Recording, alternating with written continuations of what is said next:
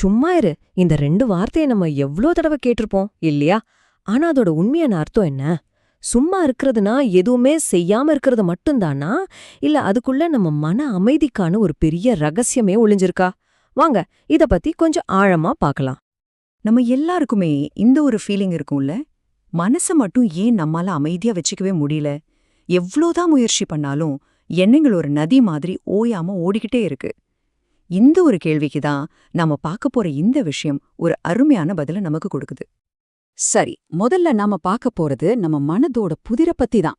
மன அமைதிக்கு எது தடையா இருக்கு? அந்த தடைய நீக்கிறதுக்கு முன்னாடி நம்ம மனசு எப்படி வேலை செய்யுதுன்னு நாம புரிஞ்சுக்கணும்.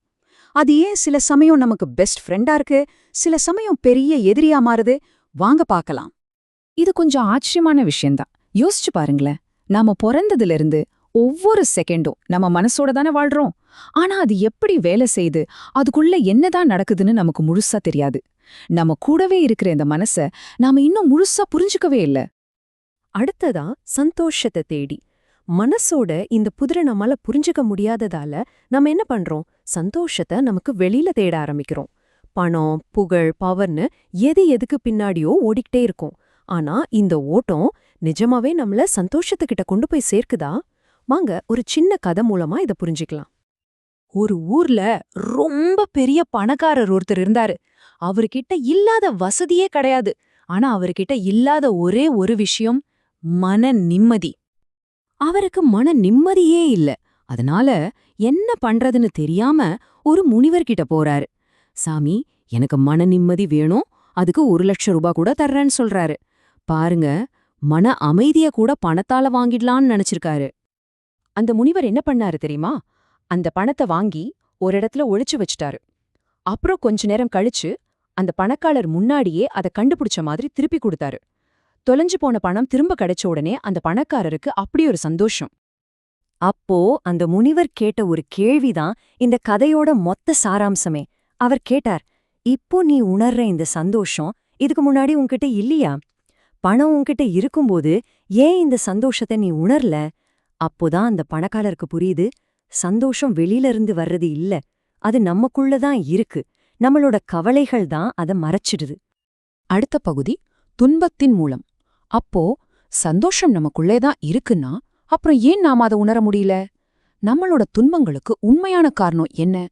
புத்தர் ஞானம் அடைஞ்சதும் இதே கேள்விக்கு தான் விடை தேடினாரு. அந்த மூல காரணத்தை தான் நாம இப்போ பார்க்க போறோம். புத்தர் கண்டுபிடிச்ச அந்த மூல காரணம் ரொம்ப சிம்பிளான ஒரு வார்த்தை தான், ஆசை. இது வெறும் பொருள் மேல வர ஆசை மட்டுமில்ல, நம்மகிட்ட இல்லாத ஒன்னு வேணுங்கிற ஏக்கம், இப்போ இருக்கிற நிலைமை மாறணுங்கிற தவிப்பு. இந்த மாதிரி முடிவே இல்லாத ஆசைகள் தான் நம்ம மனசோட அமைதிய கெடுத்து நம்மள ஒரு துன்ப வட்டத்துக்குள்ள சிக்க வைக்குது. நாம என்ன நினைக்கிறோம்னா, ஆசைய நிறைவேத்திட்டா போடும், நிரந்தரமா சந்தோஷமா இருக்கலான்னு. ஆனா அது அப்படி இல்ல. இது எப்படின்னா, கடல் தண்ணிய குடிக்கிற மாதிரி, தாகம் அடங்கவே அடங்காது. ஒரு ஆசைய நிறைவேத்தினா கிடைக்கிற சந்தோஷம் கொஞ்ச நேரம்தான். அடுத்த நிமிஷமே அதை விட பெரிய இன்னொரு ஆசை வந்துரும். இது ஒரு முடிவே இல்லாத ஓட்டம். சோ நம்மகிட்ட 2 சாய்ஸ் இருக்கு. ஒன்னு, போராட்டம். அதாவது நம்ம மனசுக்குள்ள வர ஒவ்வொரு எண்ணத்தையும் ஒவ்வொரு உணர்வையும் சரி பண்ணணும், கண்ட்ரோல் பண்ணணும்னு போராடுறது. இது ஒரு உள்மன போர் மாதிரி. இன்னொன்னு, எதிர்ப்பின்மை.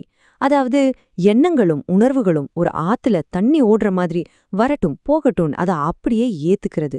இந்த போராட்டம்தான் துன்பம், அந்த ஏற்பு தான் அமைதி. அடுத்த பகுதி கள்ளங்கபடமற்ற நிலை. சரி, பிரச்சனை ஆசைன்னு சொல்லியாச்சு, அப்போ தீர்வென்ன? எல்லா ஆசையும் விட்டுடணுமா? இல்லவே இல்ல. தீர்வென்னன்னா நமக்குள்ள ஏற்கனவே இருக்கிற, ஆனா நாம மறந்து போன ஒரு இயல்பான நிலைக்கு திரும்ப போறதுதான். அததான் கள்ளங்கபடமற்ற நிலைன்னு சொல்றோம். இந்த நூல் என்ன சொல்லுதுன்னா, நம்ம எல்லாருக்குள்ளயுமே இயற்கையாவே ஒரு தூய்மையான, ஒரு அமைதியான நிலை இருக்கு. ஒரு சின்ன குழந்தையோட மனசு மாதிரி. அதுக்கு எந்த கள்ளங்கபடமும் தெரியாது. அந்த நிலையதான் இன்னோசன்ட் ஸ்டேட் அப்படின்னு சொல்றோம். அப்போ இந்த கள்ளங்கபடமற்ற நிலைனா என்ன? முதல்ல அதுதான் நம்மளோட உண்மையான குணம். நம்மளோட நல்லது, கெட்டது, விருப்பு வெறுப்பு, அறிவு இதெல்லாம் உருவாகிறதுக்கு முன்னாடியே அது நமக்குள்ள இருந்துச்சு. அது எதையுமே இது சரின்னு இது தப்புன்னு பிரிச்சு பார்க்காது. ஒரு தூர விழிப்புணர்வு நிலை அது. ரொம்ப முக்கியமான விஷயம் என்னன்னா, நம்மளோட வாழ்க்கை அனுபவங்கள்ங்கிற மேகம் அது மறைக்கலாமே தவிர அதை ஒருபோதும் அழிக்க முடியாது. சரி, இப்போ கடைசி பகுதிக்கு வந்தாச்சு. சும்மா இருக்கும் கலை. பிரச்சனை என்னன்னு புரிஞ்சுது, தீர்வு என்னன்னு தெரிஞ்சுது.